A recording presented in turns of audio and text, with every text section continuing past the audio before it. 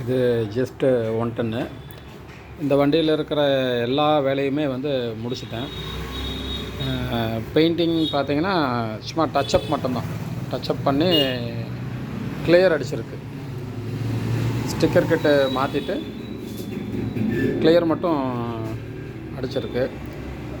இந்த கருப்பு கலர் பம்பருக்கு கருப்பு கொடுத்தாச்சு. அப்புறம் பேக்கு சீட்டு பின்னாடி வர அந்த க்ரௌனுக்கெல்லாம் பார்த்தீங்கன்னா பெயிண்டிங் பண்ணியாச்சு.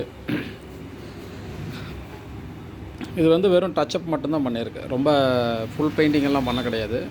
ஸ்டிக்கர் கிட்ட மட்டும் பூசி மாற்றியாச்சு.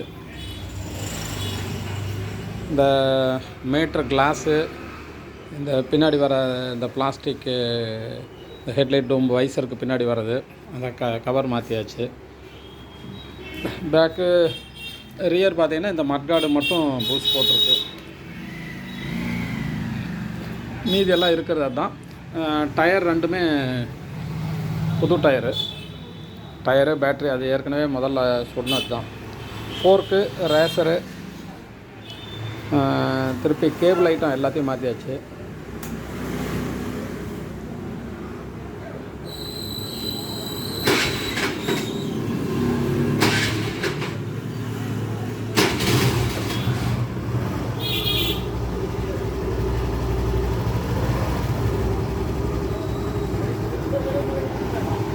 இண்டிகேட்டர் எல்லாமே அதுதான் பழசு தான் போட்டிருக்கு. சுவிட்ச் ஐட்டம் மட்டும்தான் மாற்றிருக்கு.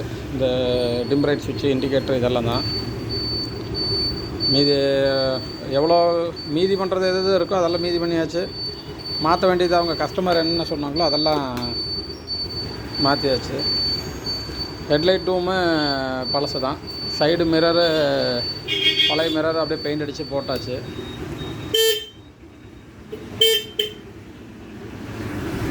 மீட்ரு எல்லாமே ஒர்க் ஆகுது. 30,000 கிலோமீட்டர் தான் ஓடி இருக்குது. ஸ்பீடா மீட்ரு, ஃபியூல் கேஜ் இதெல்லாமே ஒர்க் ஆகுது. அதனால் அதெல்லாம் எதுவும் பார்க்க வேண்டியதில்லை. ரொம்ப நாள் வண்டி இப்போ ரெடி பண்ணும்போது இதோட பட்ஜெட் ரேட்டு பார்த்தீங்கன்னா இது ஒரு 20,000 தாண்டி இருக்குது இது வரைக்கும். இன்ஜின் வேலை செய்யலை. ஃபோர்க்கு, ரேசரு, இந்த டயரு, கேபிள் ஐட்டம், இந்த கிரிப் செட்டு, சீட்டு வந்து ஸ்பாஞ்சு கவரும் மாற்றிருக்கு.